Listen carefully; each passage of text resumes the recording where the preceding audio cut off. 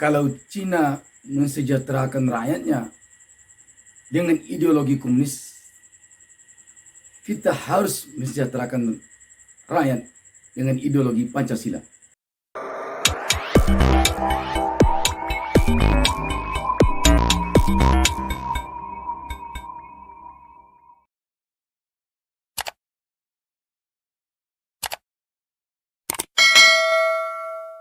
Assalamualaikum warahmatullahi wabarakatuh.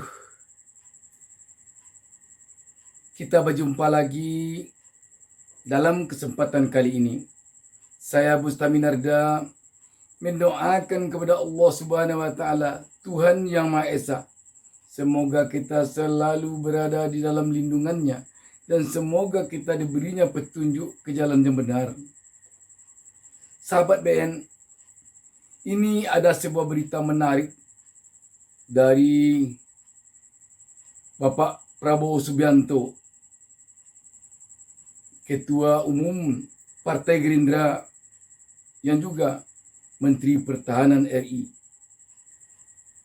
Wartaekonomi.co.id di bawah judul Prabowo Subianto terkagum-kagum pada keberhasilan Cina karena ...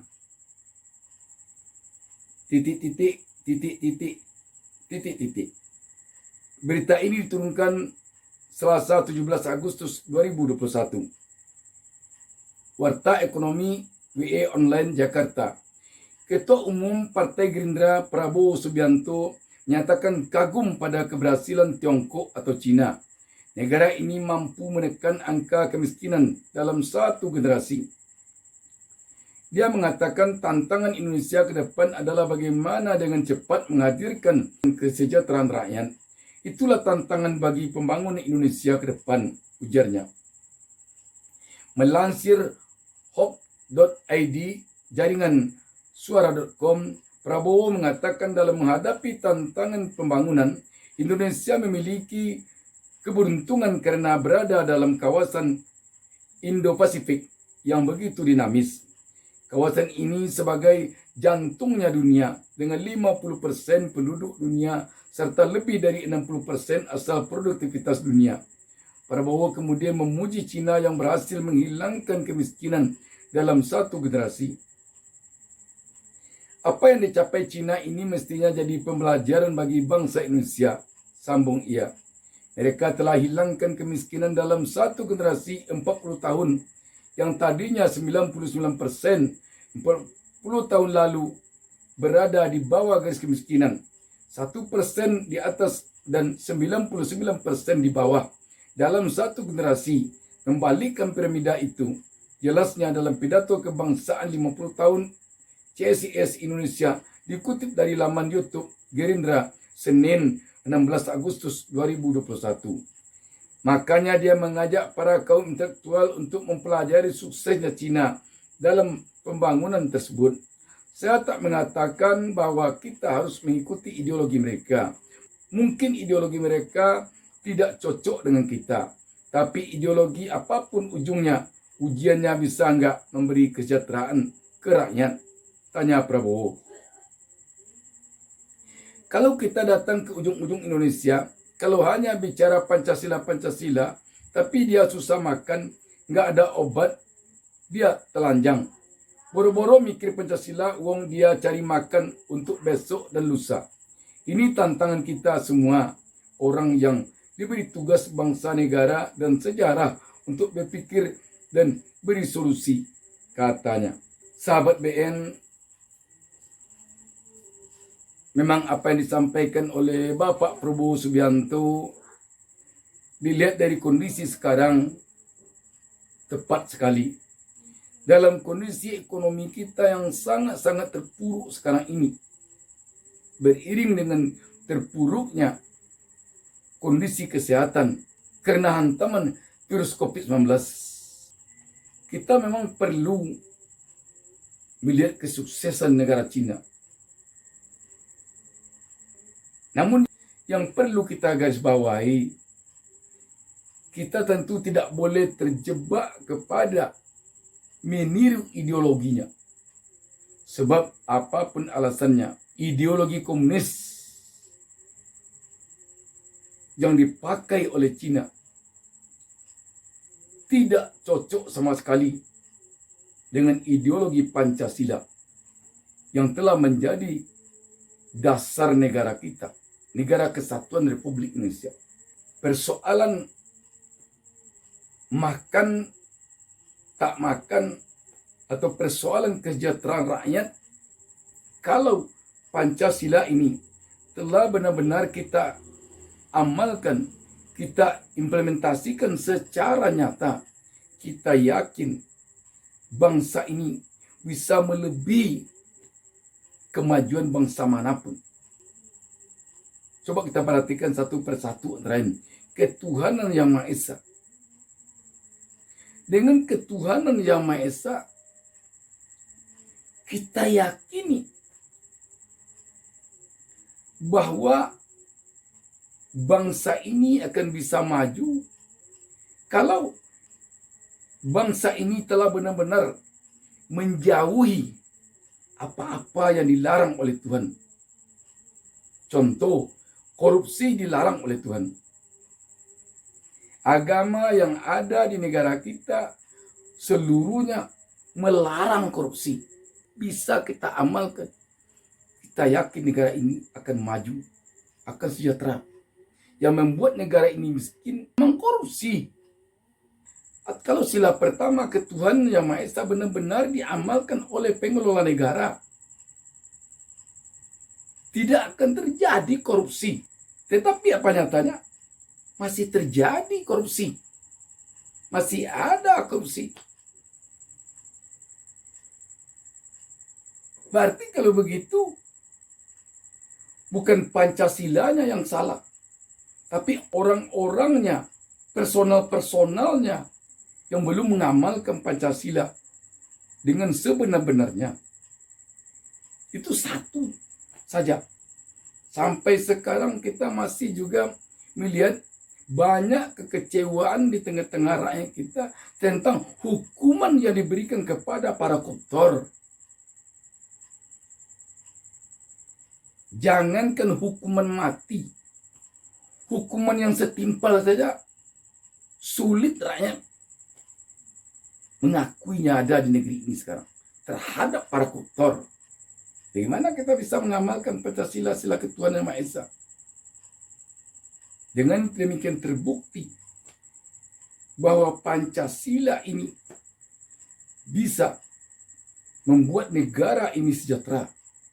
Karena Pancasila bisa membuat koruptor kikis, membuat sogok menyogok hilang, membuat kecurangan tidak ada, membuat politik kotor kikis di negeri ini. Yang jadi pertanyaan sekarang, apakah kita sudah benar-benar mengamalkan Pancasila? Mungkin kita bisa melihat ke Cina itu. Bagaimana Cina itu menerapkan hukuman kepada koruptornya. Padahal dia tidak negara Pancasila. Tapi bagaimana? Soal belajar kepada negara Cina, ke negara manapun tidak persoalan. Malah hadis Rasulullah dalam agama Islam mengatakan, tuntutlah ilmu walaupun sampai ke negeri Cina. Supaya tidak salah-salah, saya ingin bacakan hadis ini. Hadis Rasulullah dari Anas bin Malik radhiyallahu anhu, bahwa Rasulullah sallallahu alaihi wasallam bersabda, tuntutlah ilmu walau ke negeri Cina. Sesungguhnya menuntut ilmu itu adalah kewajiban atas setiap muslim. Hadis ini diriwayatkan oleh Imam Al-Baihaqi dalam Syu'abul Iman nomor 1612. Jadi jelas-jelas agama pun menganjurkan tuntutlah ilmu ke negeri Cina. Tidak ada salahnya kita mempelajari kenapa negara Cina bisa maju seperti sekarang, bisa sejahtera seperti sekarang. Tetapi jangan sampai kita mengagumi negeri Cina, nanti masyarakat awam mengartikan kekaguman kita ke negeri Cina sekaligus membuat kita kagum kepada ideologinya. Ini yang perlu mungkin kita batasi. Ini yang perlu mungkin kita wanti-wanti. Menuntut ilmu pun dianjurkan malah ke negeri Cina. Tetapi yang tidak diperbolehkan mungkin adalah menganut ideologinya. Sebab kita di negeri ini telah bersepakat bahwa ideologi kita adalah Pancasila. Pancasila inilah yang akan menjadi falsafah hidup kita, yang tidak akan lekang oleh panas dan tidak akan lapuk oleh hujan. Itu baru kita lihat dari sila pertama. Belum lagi sila kedua, kemanusiaan yang adil dan beradab. Kalau memang pri kemanusiaan, keadilan, dan adab telah benar-benar tegak secara murni di negara ini, kita yakin negara ini akan sejahtera. Sekarang coba kita lihat, adil saja kita lihat dulu gimana. Coba kita pertanyakan. Persatuan Indonesia. Kalau persatuan Indonesia ini telah benar-benar terwujud di negara kita ini, kita yakin negara kita akan sejahtera.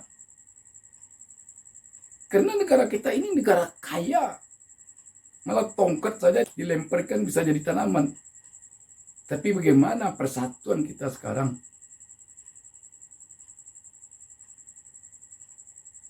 Kerakyatan yang dipimpin oleh hikmah kebijaksanaan dalam permusyawaratan perwakilan. Bagaimana sekarang kita lihat? Apakah ini telah benar-benar kita amalkan?